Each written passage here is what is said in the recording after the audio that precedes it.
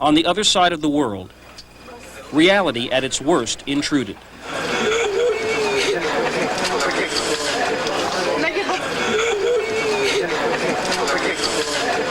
A helicopter from the USS Vincennes, flying over the Persian Gulf, came under fire from an Iranian boat in the Strait of Hormuz.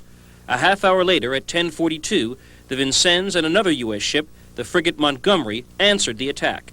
2 Iranian boats were sunk and a third was damaged. 5 minutes after this exchange, at 10:47 a.m., Iran Air Flight 655, an A300 Airbus, took off from the joint military-civilian airfield at Bandar Abbas, Iran. It was bound for Dubai across the Gulf. The Vincennes detected the plane, apparently heading toward it. At 10:54 a.m., when the aircraft was about 9 miles away, Vincennes fired 2 standard surface-to-air missiles, at least one of which hit at an approximate range of 6 miles. An Iranian jetliner shot down by a U.S. warship in the Persian Gulf. 290 passengers and crew killed.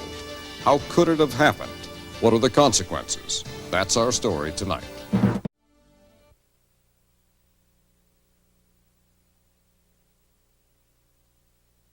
So I think it was an understandable accident to shoot and think that they were under attack from that plane.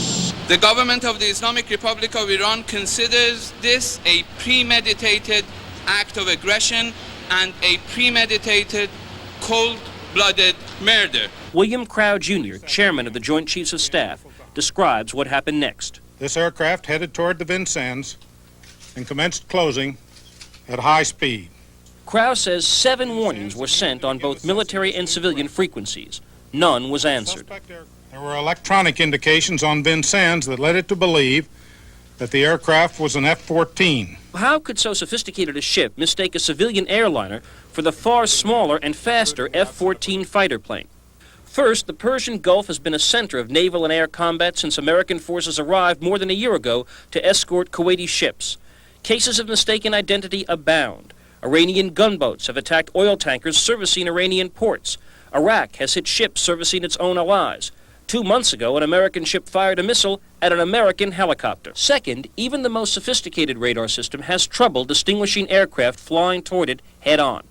And this difficulty was made worse by several anomalies with Iran Air 655. It was apparently flying outside the civilian air corridor. It was apparently flying well below normal civilian aircraft altitudes. And most important, it did not possess or was not using the normal electronic identification system civilian aircraft use. Add to this the ever-present possibility of human error. I think that the wisest thing that can be done by the United States at this point is to immediately withdraw its forces from Persian Gulf.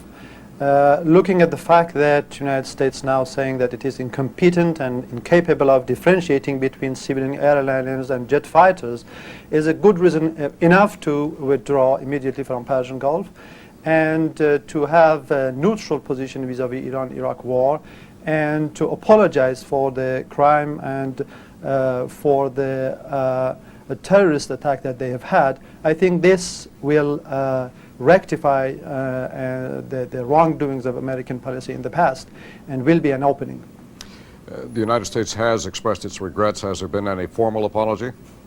Well, I think that regrets are much shorter than apology. Apology definitely by itself cannot wash away the amount and the magnitude of the blood which was shed without any justification in Persian Gulf.